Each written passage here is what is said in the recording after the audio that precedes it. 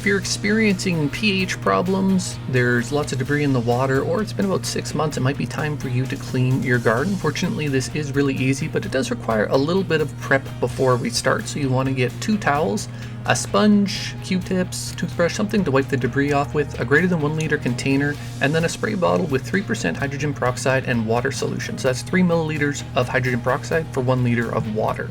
Start by removing all of the electrical unplugging, then take the top light cover, put it off to the side, and we'll get to the clean tray on top. We're going to take the plants from the layer below and we're going to put it on this clean tray, and this is a pattern that we'll be doing throughout the entire cleaning. Take the first dirty tray and slowly work it out, trying to keep that water corner in so that when we drain the water it doesn't drip everywhere, and then just swirling the tray back and forth you can drain all of the water. We're then going to take the dirty tray, put it inside the light cover, and this helps us kind of keep it from dripping all over the place. We'll remove the lights and take it for cleaning. So we're doing this inside of a bathtub. You can use a kitchen sink or whatever you have available. Start off by taking a cloth and that'll wipe out the majority of the debris, and then just have a toothbrush or Q-tip handy so you can get to some of the harder to reach places like around the water corner. Avoid using anything abrasive like a wire brush, as that's going to scratch the plastic and then it starts to create places for dirt and stuff to get stuck in easier, and it's harder to clean later. Now we're going to take our hydrogen peroxide solution, we're going to spray that around the entire tray anywhere where water contacts, and this is just going to be a real clean, quick disinfectant, and then we rinse it off with water, and that is everything that's going to be needed to clean. Carefully remove the pillars for the next layer, wiggling back and forth, and then we're going to take the plants from the next layer and we're going to place them inside the tray that we just cleaned. And again, we're going to be doing this for every single layer. Make sure not to pinch any roots off. Remove the light and the electrical and work back and forth, draining the water from the tray, and then repeating these steps for all of the layers. Of course, if you have plants in your garden, it's a little bit more challenging to clean, so it's best recommended that you try and do this after harvests or a time when you don't have plants, as it'll just be a lot less work. It's the same steps, it's just you don't have to juggle plants around each layer, and you can move a little bit quicker. On our final layer, we have to do things a little bit differently. We're just going to remove the water pillar, but we're going to leave the electrical one attached. Remove the cap for the water gauge, and the reservoir lid will comfortably fit on the tray that we just cleaned.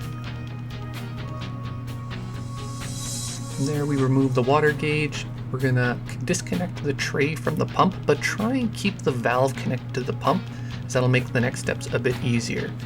So this next step can be a little bit challenging, and that's just to remove the clips from the tray onto the reservoir. Good practice is to kind of start on the side closest to the pump and then push the reservoir in and pull the clips up. So kind of a close-up of that is you're going to push the reservoir in so the clips are further away, and then you should be able to push the clips up quite easily. Make sure that they're just out of that groove and work your way around slowly. You might have to go over it a couple times. But if you start kind of on one side and work your way around, or start on the side closest to the pump and work your way back, it tends to be a lot easier. At that point, you should be able to just pull it out from corner to corner quite effortlessly, like you see in the video.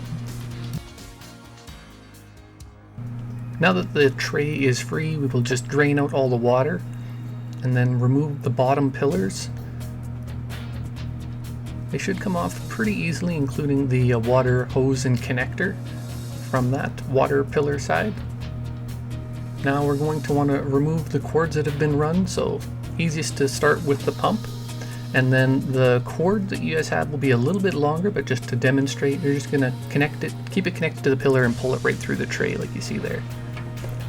So since we left the valve connected to the pump, we can plug in the pump and use this to pump out the remaining water in the reservoir. So I'm just using a milk jug, and it takes about 3 times of filling up and draining, and I removed enough water that I can comfortably carry the reservoir to my washing station to just dump out whatever's remaining. At that point, you can simply clean it the same as you would all of the trays with a wipe down, maybe a little bit of a scrub in some of the tougher areas, and finishing off with hydrogen peroxide mix just to make sure everything is good and sanitized before we go back to assembly.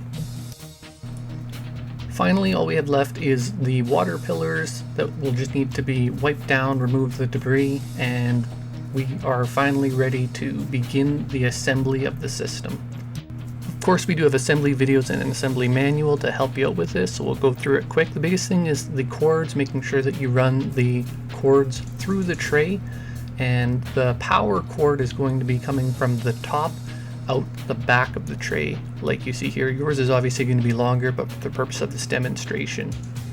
And that way everything assembles nice and easily. It's going to fit to the back of the reservoir where that cutout is. Just make sure that the cords are comfortably put in there, they're not pinched off, and the cord running to the pump is underneath the tray and it also isn't getting pinched by the clips. Go around the reservoir with the clips, making sure that everything is easily put back in and snaps into place. And if you need to, attach the feet to the pump and connect it back to the tray. We can now start adding each layer. So with the reservoir lid, we can add water gauge, the water access door, and the water pillar, and assemble each piece layer by layer. Probably the biggest things to watch out for here is making sure that the roots of the plants aren't hanging out, as well as each level of the water pillar has a silicone fitting, so the top and the bottom. Probably the most common mistake is that someone has either two on the bottom or two on the top. You just want to make sure that there's one on the top, one on the bottom, so that everything is sealed so the water can run up and down easily.